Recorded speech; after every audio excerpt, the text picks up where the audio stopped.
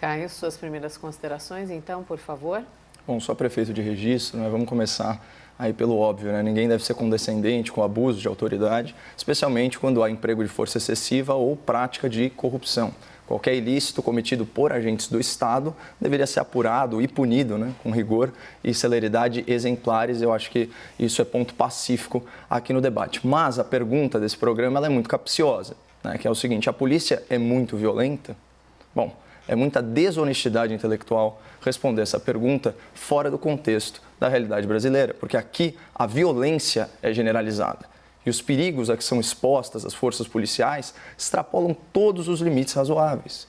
Em outras palavras, ser policial no Brasil é praticamente ser um super-humano.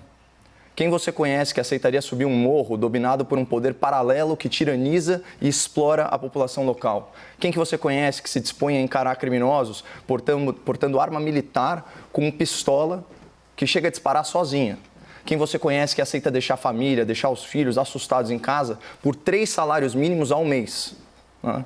Em comparação com uma pessoa comum, como eu, como você, espectador, o policial brasileiro é submetido a um nível de estresse, de ansiedade, de tensão que são inimagináveis. Porque esse é um país que se diz em paz, mas que vive em guerra, refém do crime organizado, das facções terroristas. E isso foi potencializado aí por 3 fatores, né? Então, em primeiro lugar, desarmamento civil, mudanças na lei penal e depois sucateamento da polícia. Resumindo, nas últimas décadas, os governos da esquerda desarmaram a população civil e deixaram o cidadão de bem à mercê dos bandidos sem direito à legítima defesa. Paralelamente, com o intuito de blindar grandes corruptos, as elites engravatadas na advocacia e na magistratura criaram brechas processuais e reinterpretaram a legislação para abrandar a punição de criminosos e livrá-los da cadeia.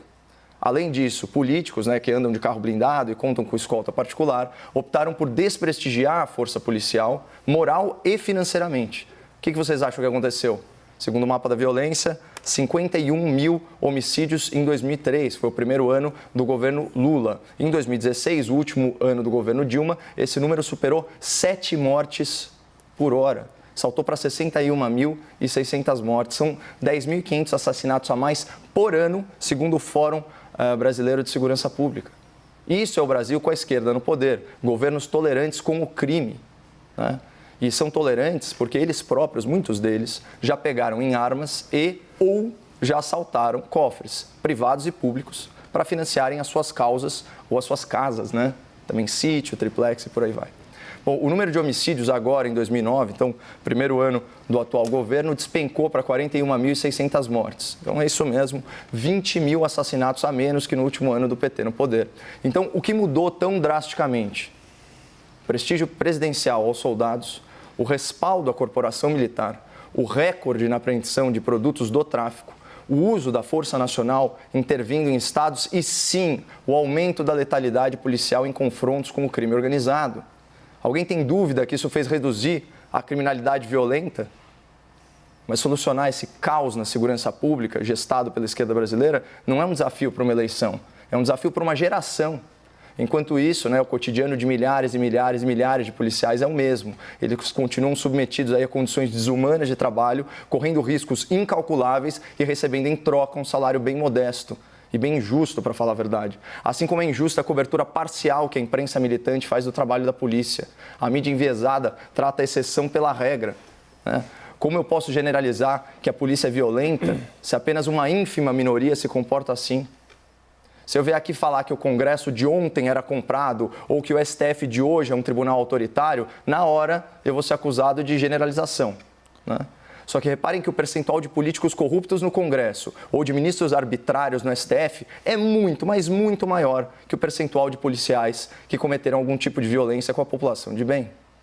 Então, para fechar, vamos voltar à pergunta do debate. A polícia no Brasil é muito violenta?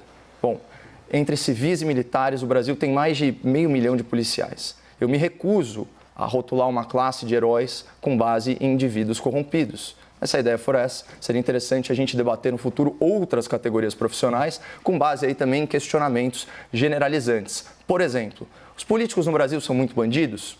O STF é muito autoritário? Ou quem sabe, o jornalismo brasileiro é muito enviesado? Fica aí como sugestão. Vamos lá então ao debate, Augusto e Caio.